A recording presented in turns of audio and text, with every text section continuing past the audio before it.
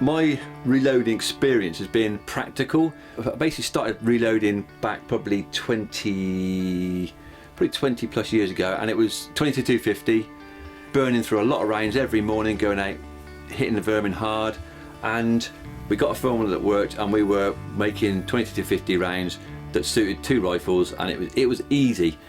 So we're going to try and make this bit nice and easy to understand, not just for the beginner or the novice or the one just starting to reload, but also for myself, because we're all learning all the time.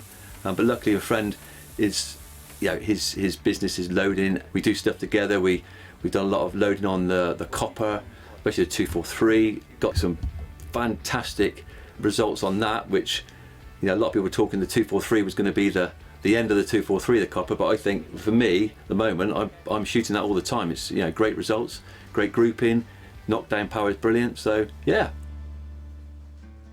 So what do you need then? To start loading, you need some brass. You can use your fired brass that you've been using from factory. Yeah, that's important, because so fired brass is basically stuff you shot before. Does it matter what make it is? Or ideally, you don't want to be mixing brands, because you're going to have different case volumes, different shape, slightly different pressure. This is it, and it's going to cause different pressures. So that gives you a different, obviously. This is it. So develop a load using same brass, whether it's fired or new, or new brass, Suitable powder. There's loads of information online. Obviously, expensive powders, they're different. Most brands. of the powders now come in kilo tubs. Vitavori do offer half kilo tubs, but I don't think that comes in anymore. No. It's all in kilo tubs. So it is an expense, and that's why you're better off doing your research to find out what powder you need. And how much is a kilo of powder then? It's about £115 a kilo. And how many bullets out of that? It varies what it varies.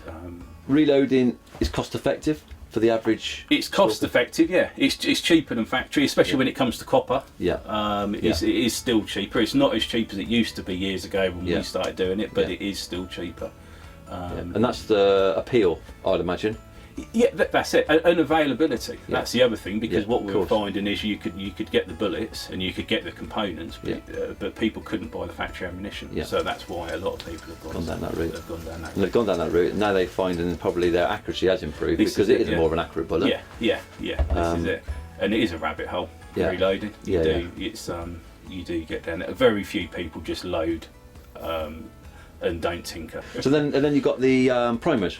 Primers, they're thin on the ground at the moment. We've gone from the shooters were very picky on what primers they would use. Now it's a case of what primer can I get, and I'll use anything. And is that again because of the war?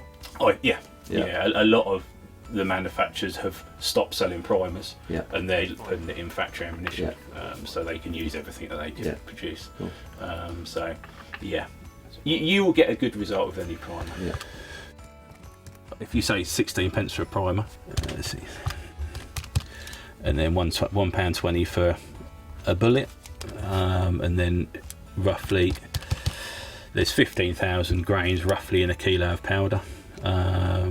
If we say, this is very, very rough, so there's approximately 375 243 rounds in a kilo of powder. So 30 pence for the powder, and then a case. If you're using once fired cases, you haven't got that expense. So it's about 166. And your time. And your time, But that's an interest. That's the thing. It's a hobby as much as it is a practical side of it. Very true. And a normal 243 would cost. So it's £33 a box for home loads, against approximately £55 a box for factory.